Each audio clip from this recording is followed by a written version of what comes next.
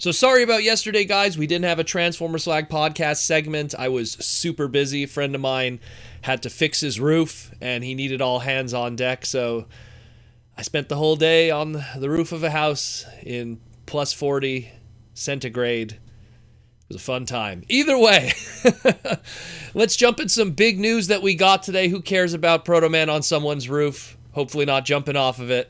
Let's talk about this big news today of a leaked, looks like a test shot of the Transformers War for Cybertron Kingdom Deluxe class Waspinator.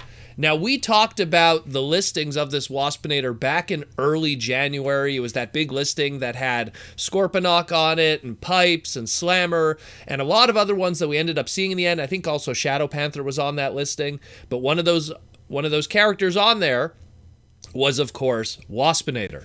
So it was a big deal, and we were like, oh man, we're going to get a new Waspinator figure. That's great. And now we finally have some images. We finally see what this guy looks like finally.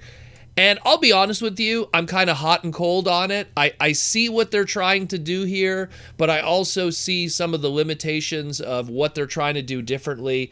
And when you compare it to what we've had in the past of this character, because at the end of the day, if you're a longtime fan like me, it really is one of those things where you go, well, what are you giving to me that's different than what I've bought before? Whether it be the original 1995, 1996 Beast Wars toy, the same mold being repainted perfectly through Telemocha and the 10th anniversary line, moving forward to the Thrilling 30 Generations version, which was fantastic. What could we do with this one here that'll be different?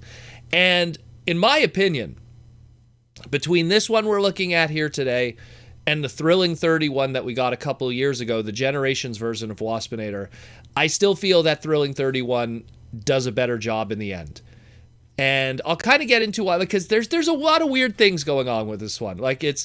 I find that when you look at the legs, like the bottom part of his legs, the shins and everything, I see what they were trying to do to match the character model of Waspinator. The fine detail is there. But overall, the entire design itself is, I don't know, I'm just not feeling it otherwise. Hey, it's great. There's going to be a new Waspinator figure. People who haven't owned those original versions, they will be able to get a new iteration of the character. But in terms of something that's trying to be like the original CG model or the character model, the great stuff that we were seeing from both the Dinobot, even that of the Scorponok, and the Optimus Primal, those ones that were doing really great jobs doing that, this is kind of, unfortunately, a little bit of the opposite. And I find that the more I look at it, the more of those show model details, those CG model details are missing. The paint model details are missing. The, Waspinator historically on his thighs always had his little wasp stripes on those thighs as a deco design, whether it be the original toy, the Thrilling 30, and of course both of those being based on the CG model. And this one, you don't have that. And there's a lot of weird little things here and there. Also, I think it's also a product of the gang molding, but Waspinator has purple wings here. And I think that it's because it's going to be a clear plastic, and they had to have clear plastic gang molded with something else. The purple, he has light piping for his eyes, his robot mode eyes, so that's going to be clear plastic. So they gang molded it with that, and it worked out in the end for that. Where, I mean, if you look at the Thrilling 31, he has clear white eyes, clear wings because of the gang molding, and that's technically not accurate to the coloring of in the show where he had that bluish purple eyes. So, like I said, there's an amalgam between the two that if you put some things from this Thrilling 31 with the Kingdom one, if you kind of found the best of both worlds, you would have like the perfect Waspinator. But I still feel at the end of the day, I think the Thrilling 31 still is the better version. If you wanted your perfect Beast Wars Waspinator, I still think that's the better version of it. But at the end of the day, they still got to do something new.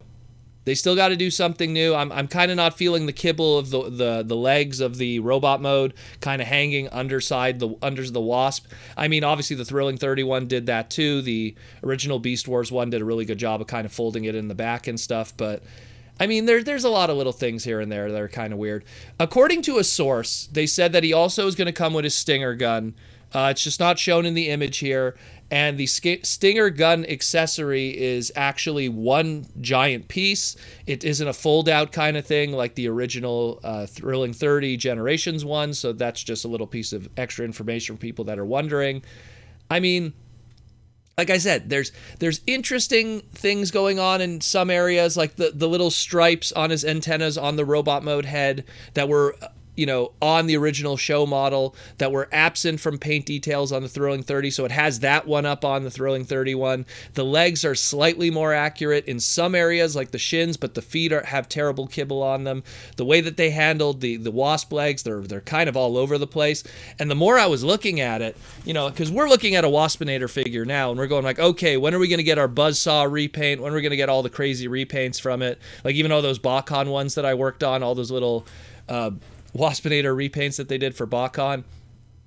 Like, we look at this, and the more I was looking at it, I was even being reminded of, hey, you could repaint, retool this, and you could get like a Beast Wars, mega scale Transketo out of this, because those big, I guess we'll call them like wasp legs and stuff, and that those big purple wings and everything, like they give me this Transketo vibe so much also, that if you, with some clever retooling and repainting, you could probably get another character out of that. Maybe not for retail, but maybe a Generation Selects Transketo. Granted, Transketo was probably one of the worst selling Beast Wars toys, heavily shelf-warmed for years, was not a popular character. And I'll be honest with you, the original toy wasn't all that great, kind of had a little bit of BPS going on with him, not a very good toy. So if they did do Transketo, how much, I guess, equity would exist from that original character and that original memory that would help sales with a Generation Selects version, let's say? I don't know. I'm just kind of like going deep into the weeds with this, just thinking about it, but it's just, there's a lot of weird stuff going on here. But looking at the figure, I'm happy that it exists. It gives people another opportunity to pick up this character. It has to exist. They have to put out something that has the trademark. They have to do something that invokes the original design. And of course, it has to be something different. You can't just re-release the same toy that was done with Generations again and call it quits. People do want something new. They want a different twist. And it has been, a period of time since then. I mean, geez, it's been like 7 years now, I think. I have to go check, but it's been a good amount of time since that original version. No, it has to be, it's about 6-7 years now. So because that there is a distance and there is a gap since that original one there from Generations, they could get away with pulling it off because, look, there's people that have come into the fandom since then that have not owned that original one, that have not owned the Generations one, so this could be their first Waspinator. There's people that were Beast Wars fans back in 95, 96, 97 that grew up and fell off of being Transformer fans and now are rediscovering the brand because of its big resurgence and its anniversary. So to see a, quote, new Waspinator figure for the first time for them, even though they weren't around during Generations, I understand the marketing perspective of it. But as a longtime fan who's been in it and buying it all this time, I don't know if this is something for me. I think I need to own it, have it in hand, and see a little more to get a better idea. But as it stands right now, I really feel that Thrilling 31, and again, just basing this on images, the Thrilling 31 just kind of does the job better. But like I said, that's not the takeaway from this new one because, I look at the shoulders. It has that yellow circle on the shoulders. That was on the original CG character model. The Thrilling 31 didn't have that. But it's if you could fuse the two, the best of both worlds, I think we'd have something here perfect in the middle. And it's what I always say is sometimes I feel like, and I'm not saying Hasbro or Takara does this on purpose, but I feel like sometimes they don't want to go all the way. They want to go just far enough so that you leave some wiggle room that one day when you do that masterpiece, it'll give you a reason to get that masterpiece because it's perfect. And I feel it's kind of the same thing here. We're not going to give you the 100% perfect Waspinator.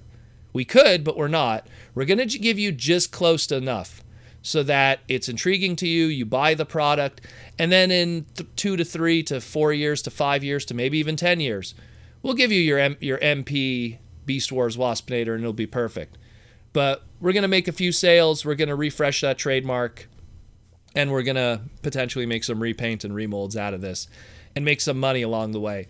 It's never about the end of the road. It's the road traveled more than anything else. And I think that that's what's going on here at the end of the day from like how the sausage is made and the inside baseball of it all. Either way, that being said, I hope you guys like it. Let me know what you think about him. Are you excited? Do you think he's better than the original Thrilling 31, or do you think that the Thrilling 31's the best? Or hey, like maybe you don't mind and you just want to have a different iteration like me, and we could kind of like look at the engineering and science of it. Either way, let me know what you think. This is pretty hype stuff. There's still a lot of other news to later talk about this week.